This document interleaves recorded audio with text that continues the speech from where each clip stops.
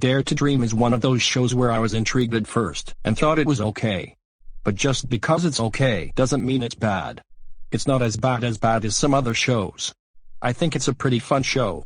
And yes, I have to be the guy, but this show did not premiere in 2002. It's an entirely new show that inspires heavily off of princess classics, and reuses a ton of elements like the rotating set pieces, the finale, the Cinderella segment. I can go on and on. But I think there are shows that are able to utilize elements from previous productions in a way that feels natural. This is one of them. Because the show's identity is tied to princess stories, and a lot of it boils down to the finale, which actually makes sense. The finale, originally a wedding celebration for Cinderella and Prince Charming, now turned into a welcome back celebration for the lost princess. It's also pretty nostalgic for me to see that finale, considering it's inspired from the finale from my first Disney on Ice show. And it's done in a way that doesn't feel inorganic like the remake of 100 Years of Magic. I do love a majority of the new stories that were created for the show. Princess and the Frog was really well done, despite the film having problems with the princess being a frog for about 75% of the film. I think the show does a wonderful job at taking Tiana's story and making it less than an hour, along with Tangled. That story also did a good job making it less than an hour while keeping the details.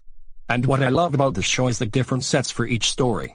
For Princess and the Frog, you have a city block. For Cinderella you have a castle, Rapunzel's tower, and a closed curtain. For Snow White, I think that it was fun to see Donald in a princess-themed show. It wouldn't be the same without him. I think my complaint would be with the later runs of the original show that acted in the Snow White story in place of Princess and the Frog. If they're going to have all 4 stories in there, they should have the Princess and the Frog the same length as the other stories, including Snow White.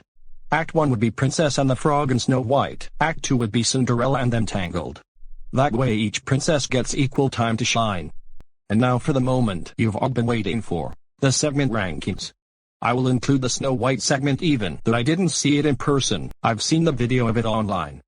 At number 4 is Snow White and the 7 Dwarfs.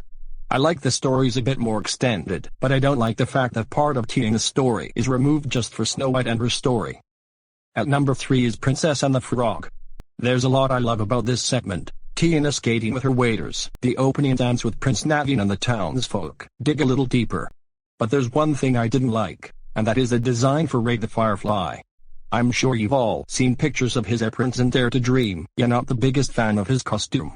Also, they contradicted the message of the movie and make Tiana love Naveen right after Louis' song. At number 2 is Cinderella. Prince Charming sounds awfully weird here, probably a new voice actor, but I do appreciate the show for incorporating the Cinderella segment in its entirety. The height proportions for the mice and the humans freak me out a tad bit still, but hey, at least they're in the show less this time. And at number 1 we have Tangled. It's so well done here, and I think that it's a much better introduction for Tangled in Disney on Ice than in Treasure Trove. I think with the time allotted, they really did a great job with the segment and getting in all of the details. In all honesty, I prefer the Maximus in Find Your Hero, but this is a fine horse in the show. And my overall show rating is a 7 out of 10. It's such an amazing show, and I'm glad I got to see this amazing classic.